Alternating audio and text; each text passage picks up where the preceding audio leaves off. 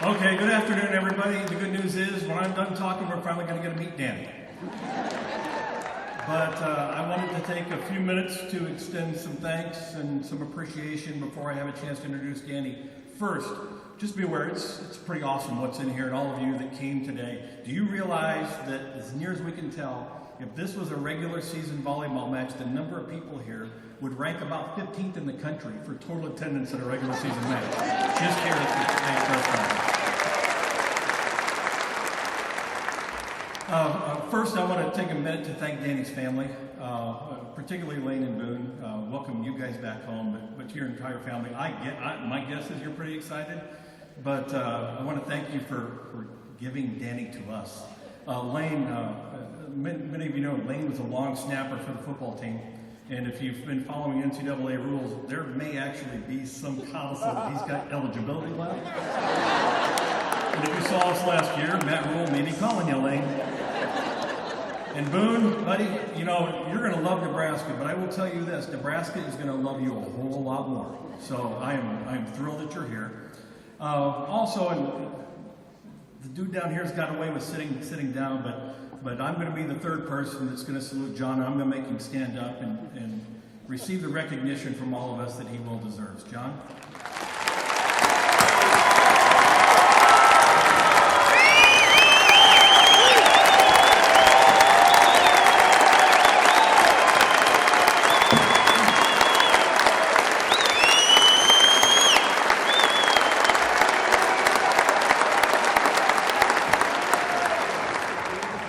Stuff like that now that he's retired.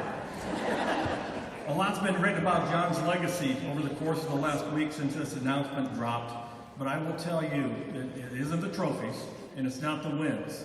It is how he has led this transition really over the last 10 days, 2 weeks, and leaving a program not only better than he inherited it, but putting the program in a position to achieve even greater heights than when he led it. And so, John, that's what separates you from all the other wins and trophies that everyone else has, is how you've transitioned this program and made sure Nebraska Volleyball remains what Nebraska Volleyball is. Thanks, John. The celebration in '95. I was at the celebration in 2000, just hoping one day I would get a chance to be up here. And we ended better than any other team in the past had 17,000 fans. And it was unreal. Grew up on a farm in Nebraska, played and won a national championship in Nebraska.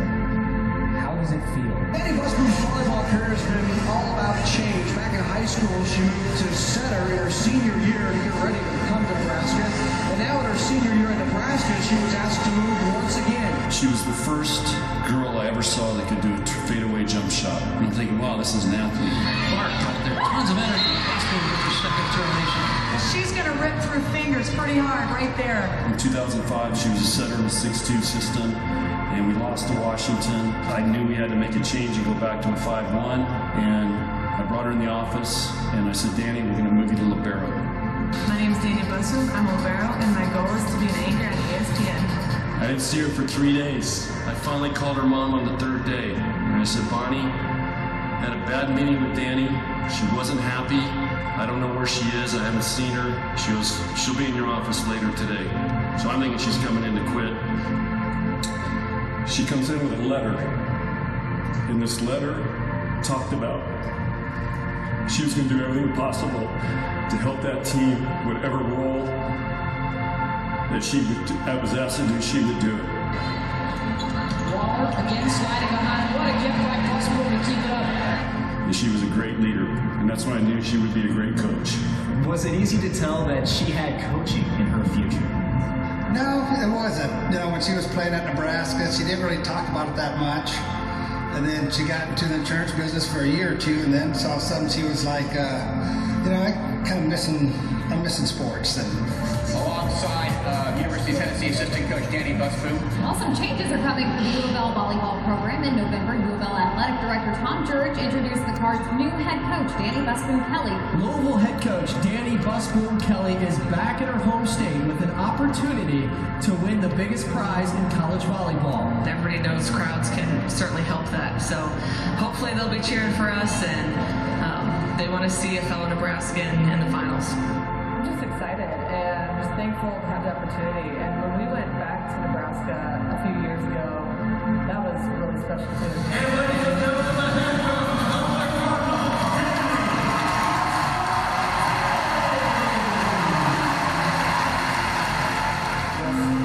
Playing against your alma mater and a program that means so much to you, it means a lot. John Cook, the coach at Nebraska, mentioned my senior year, like, you should get into coaching. And I always had it in the back of my head that I wanted to try it. And it's funny because when I got my first coaching job, I told myself, well, I'm going to go for it. I'll see how I like it. But I also knew I would probably never get out of coaching. So I knew once I got in, I'd be in it for a long time. But it was really just a switch of positions and deciding that I wanted to get back to the sport and take it as far as I could. Only in Nebraska would the retirement of a volleyball coach be cataclysmic news. News that has shocked the entire volleyball world. He changed the landscape of the sport, and he immediately turned the reins over. Nebraska is already announced Cook's successor. That time has now come, and the future is Dani Busboom Kelly. She's done one of the greatest turnarounds in the history of college volleyball. 8 years, she's been to 3 Final Fours, played for 2 national championships. The fact that she coached here. Nebraska national champions! The fact that she played here. It's over! A slice of Husker heaven in Omaha! She leads Husker.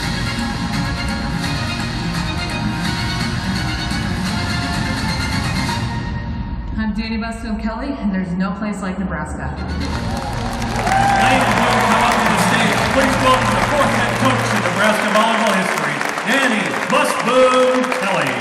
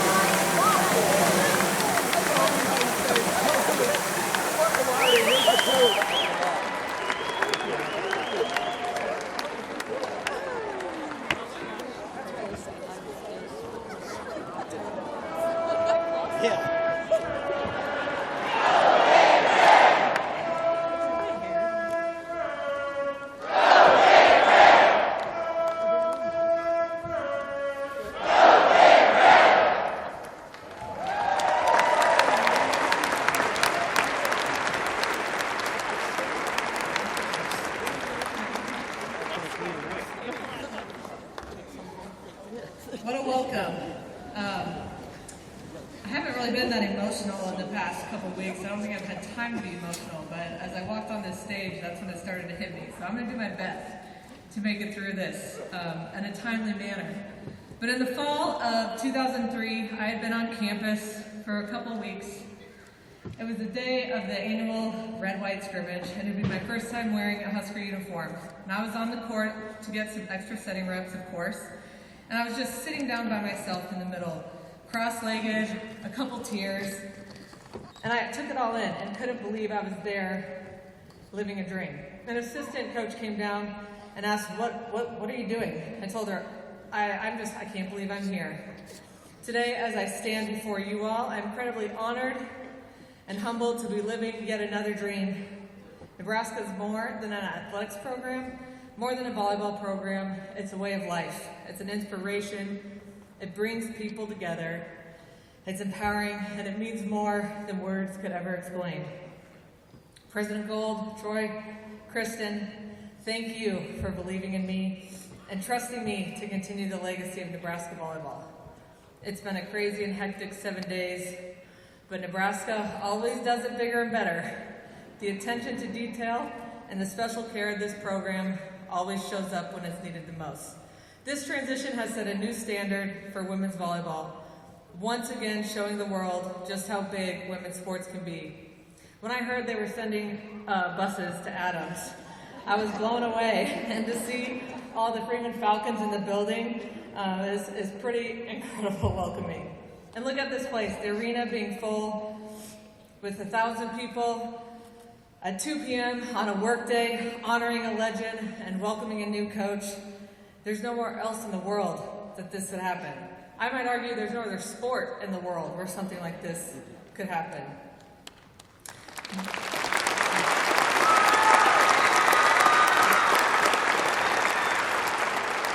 My family, I mean, if you know Gene and Bonnie, you know they are the biggest supporters out there. I've already warned Lindsay to get ready for Bonnie and her request, gear, tickets, special seats, so just be prepared. But growing up, you know, they rarely missed a game, whether it was softball, volleyball, basketball. I could probably count on one hand the games they missed. And now they've been the biggest cheerleaders as my journey from Tennessee and back to Nebraska and everywhere in between, making as many games as they possibly could. Some of my old athletes be like, "Are your parents seriously driving again?" I'm like, yep, they love to drive. That's a true Nebraskan. So they'll get in the car and drive anywhere. And to Lane, my husband, thank you for the unconditional love and support. A coach's spouse might be the hardest job in the world, but Lane makes it look easy. And I'm not just talking about the hours he spends on the golf course. But our lives started right here, from the days eating lunch together at the training table, and then Keith Zimmer having to separate us during study hall, and then Lane tossing me volleyballs, and myself attempting to catch his long snaps. We formed an amazing relationship with Nebraska athletics right in the middle. And fast forward to a couple moves across the country, and you pacing the corridor with fellow dads at Final Fours. I couldn't do this without you. And sharing these experiences alongside our growing family with you is more amazing than I could have ever imagined. And now being able to bring our son back into the Husker family and welcoming a new boy into this amazing culture of athletics is something so precious to us. And I'm already looking forward to the NIL deals coming across my desk from Coach Hoiberg and Coach Rule in about 15 years.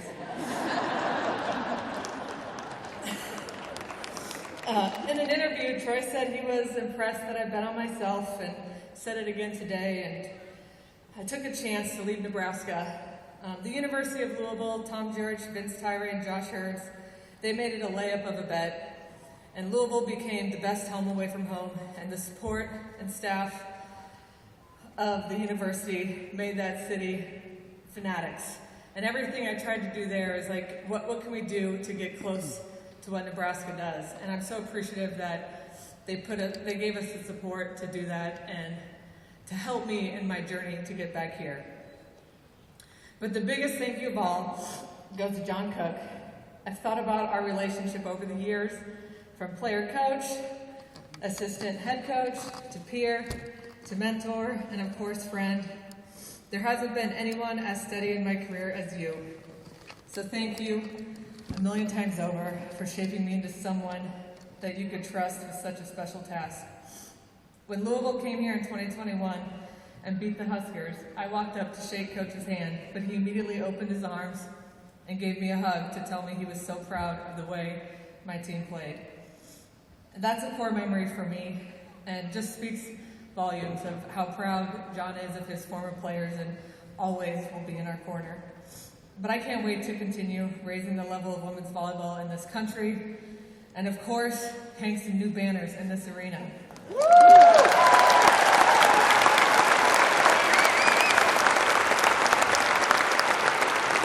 I will do everything in my power to make you proud. As we start the new chapter of Nebraska Volleyball together, I want you all to understand the people in this program will do everything in our power to continue the tradition from Pat Summit, Terry Pettit, and John Cook. Jalen, Kelly, and Lindsay staying on board is a testament that this program isn't and never will be just about one person. It's about this state.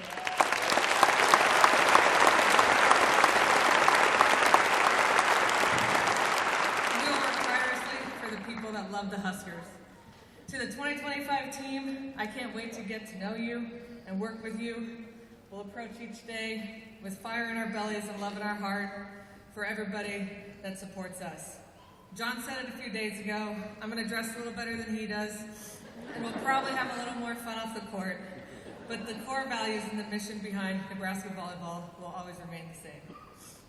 And thank you again, Husker Nation. This has been a homecoming fit for a queen.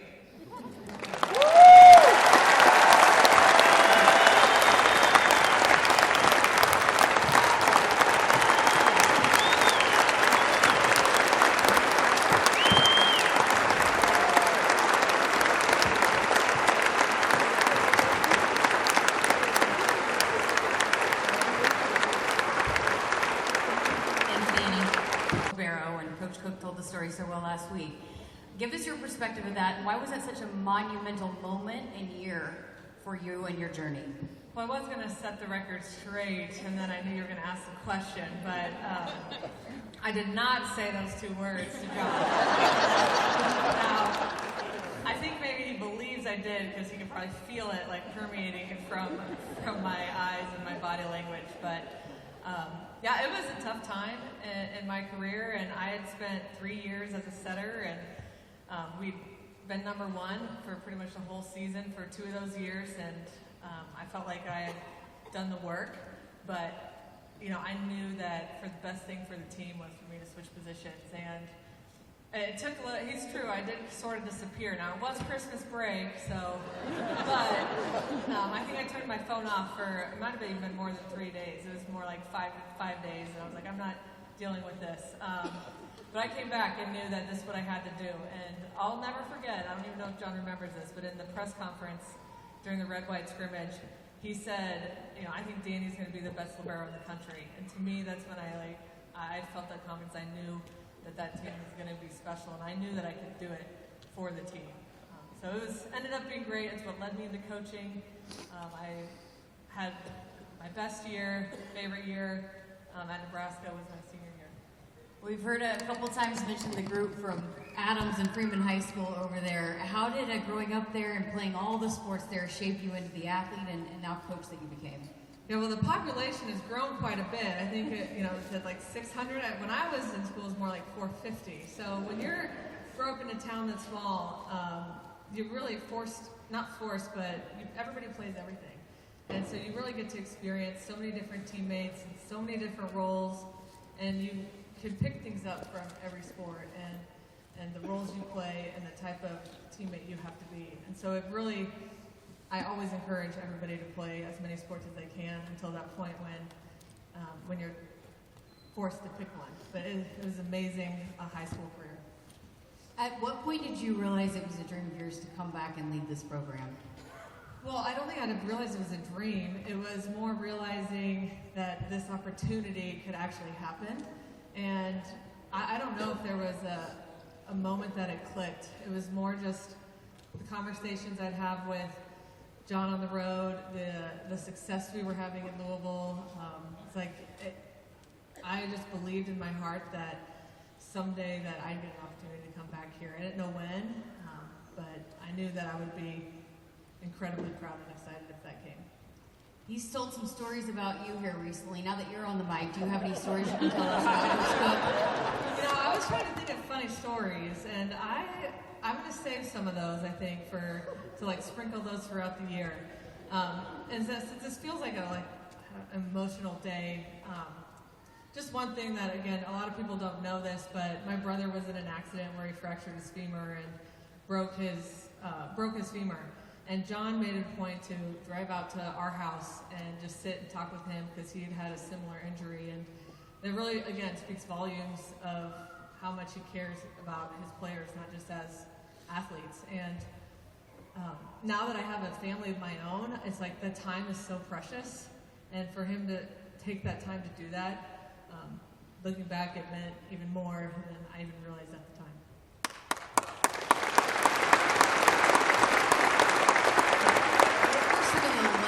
And philosophies that you took away from playing and then coaching with him that you applied to your own coaching philosophies? Number one, I think you all know that John is a continual learner. You know, he was like learning to fly at one point. Now he's roping, and he's always got something that he's learning to do. And that goes with coaching too, is always sending assistants out and himself to watch other teams train and, you know, to take as much as we can from those people around us. And that's something that's, I think, allowed me to be the best version of myself. Is I don't know it all. I'm always looking and working to get better. And then one thing John always has done at an incredibly high level is let those around him maximize their strengths. And I think that's so important in the sport of volleyball. When you have it's a team sport, the ultimate team sport, the staff needs to be the ultimate team and model that each and every day. What excites you the most about taking over this program? Number one would be Husker Nation. Just the support every day. And then number two, I think this team sitting right here. And again, I want to thank them for the support they've already shown me in 7 days. And I know this is a really amazing team coming back, and I couldn't be more excited to get in the gym and get on the journey to accomplishing our goals together.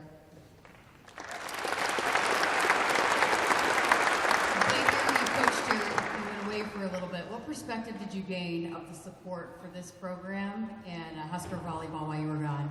You know, it's funny because it's not that I forgot about how crazy Husker fans are, but I think I had put it in the back of my mind. And so I'm sitting here watching this setup and hearing about the buses to Freeman. I'm like, this is a bit much, but it's amazing. And just the fact that Nebraska continues to elevate women's sports in this country and the sport of volleyball and giving us opportunities to do things that haven't been done before. And Nebraska's always in the forefront. And it's amazing to be a part of that. Great stuff. Thank you so much. Thank you.